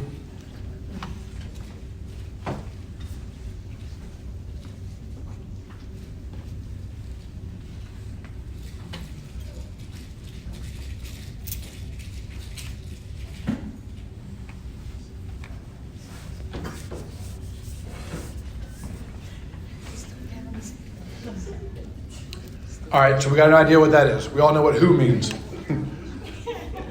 People are sweating over here. I don't want anybody to pass out.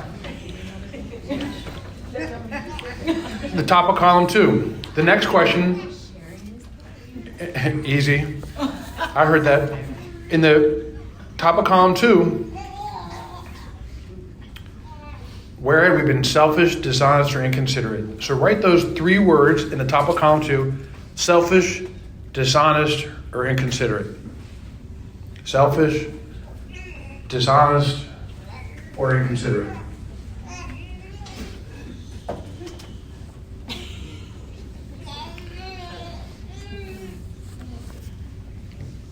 And if you're like me, it's all 3. Don't write all 3. Write selfish, dishonest, or inconsiderate. Write the words. Don't be lazy.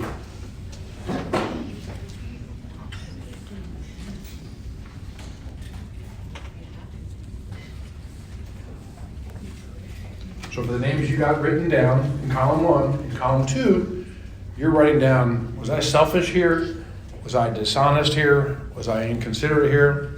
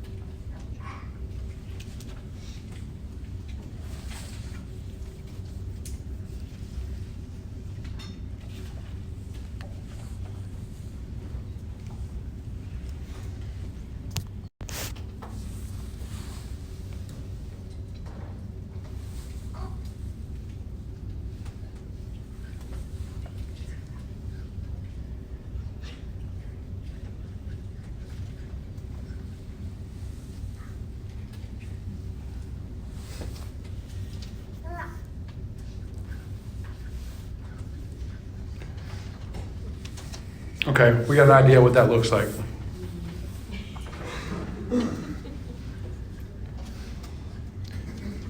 Top of column 3. The next question in that paragraph says, did we unjustifiably arouse jealousy, suspicion, or bitterness? You can write the whole question, or if you're lazy like me, just write these 3 words: jealousy, suspicion, or bitterness. In the top of column 3, jealousy, suspicion, or bitterness. Did I cause that feeling in my partner?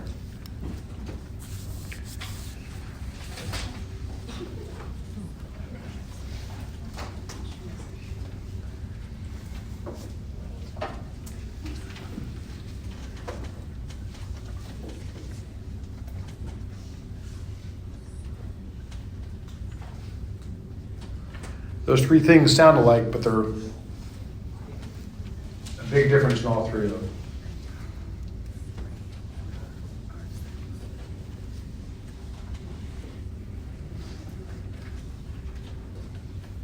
Did we unjustifiably arouse jealousy, suspicion, or bitterness? That's the top of column 3.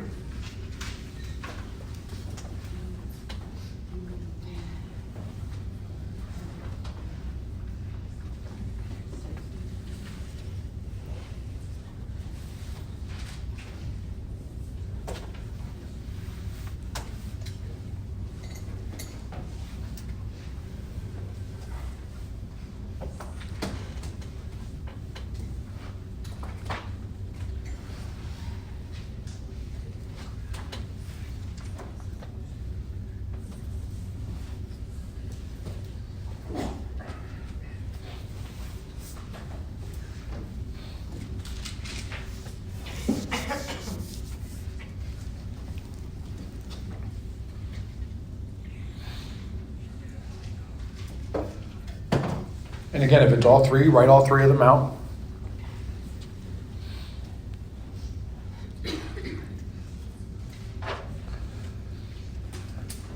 All right, so we got our column 3 done. Everybody got what that means? Pretty self-explanatory. The last question here gets a little complicated. Where are we at fault? What should we have done instead? Where are we at fault? What should we have done instead? Now, I'm just going to share with you a suggestion my sponsor gave me. You can take it or leave it. He suggested to me that there were really only 2 options for me. You may be different. I just want to share them. And again, this is not going to be a long paragraph. This is, causes and conditions. And he said that for me, it boiled down to 2 things. Where I was at fault. A, I should have left her alone. That's where I was at fault. Or B, if I had been honest with her, what happened wouldn't have happened, right? Again, you might be able to relate to this. There's many women's attention who I garnered by pretending to be interested in, right? And if I had been honest, what happened that night would not have happened. If I had said, hey, listen, I really don't care anything about you. I just want to use you for my own sexual gratification for the next 3.5, maybe 4 minutes, and then I'll be out of here. That evening would not have happened, right? If I had been honest with her, or if I had left her alone. There's many women or some women maybe, that I should have just left alone. Maybe she was early in recovery, and I should have left her alone, allowed her to have a spiritual experience first. Or maybe she was fresh out of a relationship 13 minutes ago. Or maybe she was married. Right? Whatever it may be. That covered all of the mistakes on my list. Take it or leave it. So let's take a minute for our column 4. If you decide to be lengthy in column 4, don't be. A couple words. Where are we at fault? And this is what I'll share with you as you're writing. Many people who have been victims of abuse, who write down the abuser on this list, say, well, John, I was not at fault. I was a kid. Or maybe even as an adult, I was a victim of an assault. Where was I at fault? And the answer is, let me rephrase that. A answer is that one, fault does not equate to I deserve what happened to me. I signed up for what happened, or that was justified. That's not what we're saying. What a fault could have been, and this is shared with me. That's not been my experience, okay? That's not been my experience. I'm just sharing with you what's been shared and doing this all over the country. And a woman one time said what she put down was that her fault that she came up with, and this was just hers, was that she held it in too long. She didn't talk about it. She didn't have the courage to talk about it with other people. That was her answer. I'm not telling you this is your answer. It's a totally different subject. I just want to share with you some experience there. You can take that or leave it. But let's take a minute to just write down that last column.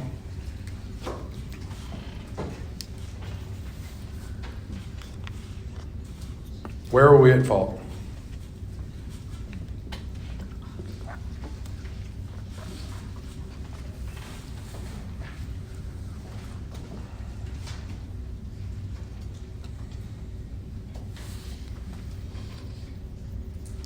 All right, we got a couple answers on the where we were at fault, column 4. Middle of the page, let's go back to the instructions. We got this all down on paper and looked at it. So we read this to ourselves, right? When I know I've done something wrong and I kind of bury it in the back of my brain and do my best to forget about it, whatever. But when I write it down on paper and I read it, it takes on a new truth to me. It takes on a new reality, if you will. And that's part of what this is. Now, just doing that, for me, just writing it down does not bring me any relief. It does not bring me any transformation. Maybe a little bit of relief, but certainly not any transformation, right? Because nothing's changed. But we're going to get to the transformation part. So we got this all down on paper and looked at it. In this way, we try to shape a sane and sound ideal for our future sex life. Well, what does that mean? An ideal is a set of operating principles. How are we going to operate going forward? So it says, in this way. In what way? In answering these 4 questions, we say to ourselves, well, does this work? The system that I've been operating on in regards to my sex relations, has that been successful? Does this work?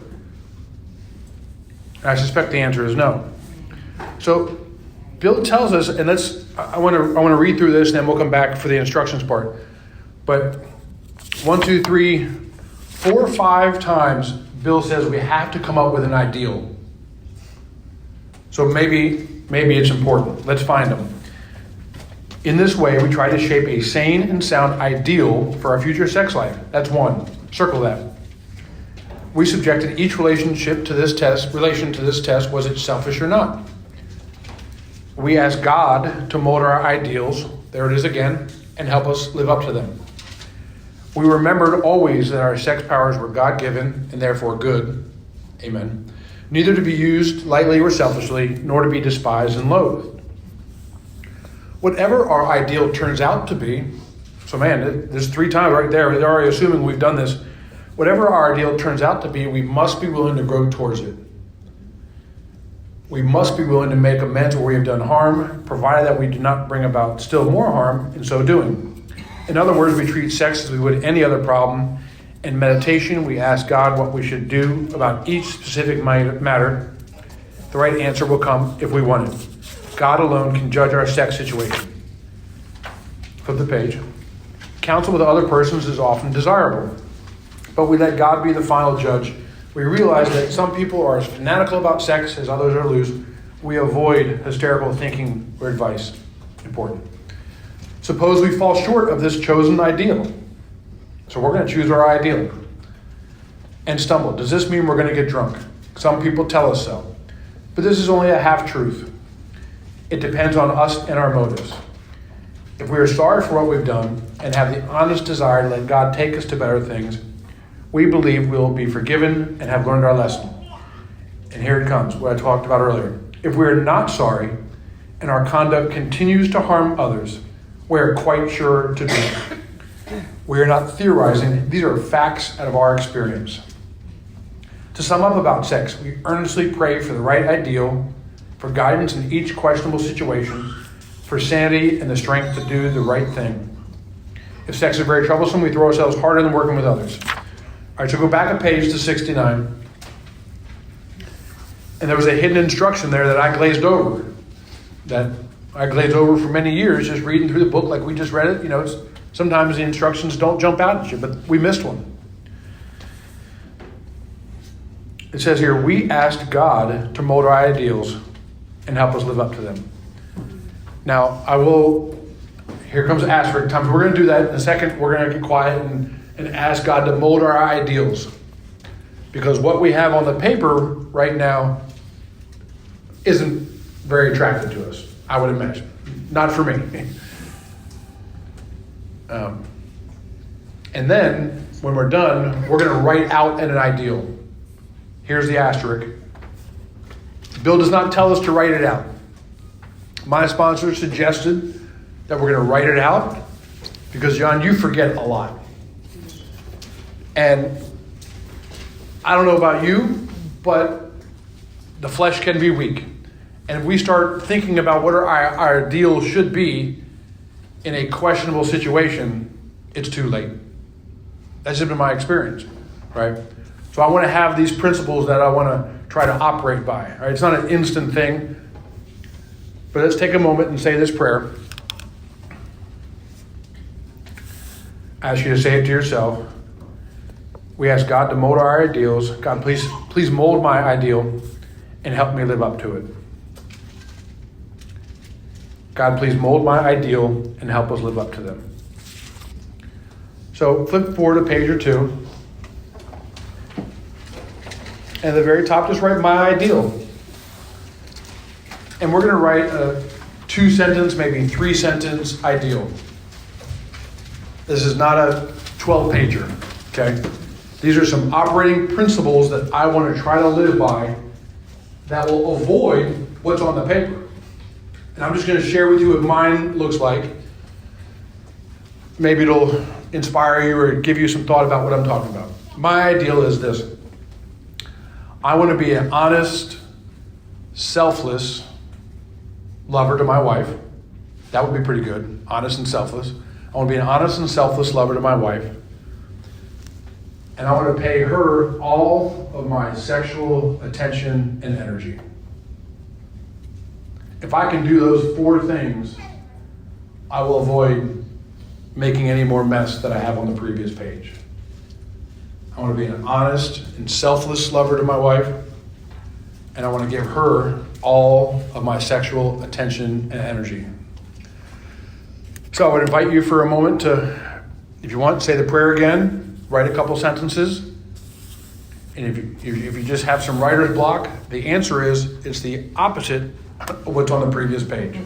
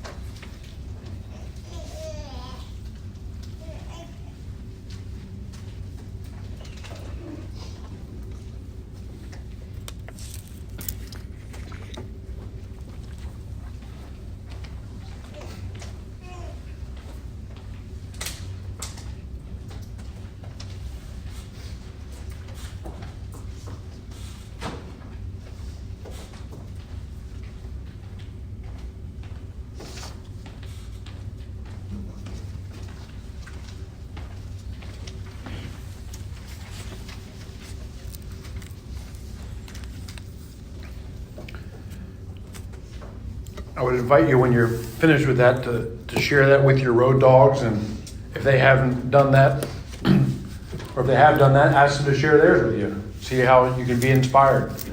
Share it with your sponsor, and be open to it growing and changing. What I think works for me today is not what I thought worked for me 10 years ago, 5 years ago, a year ago.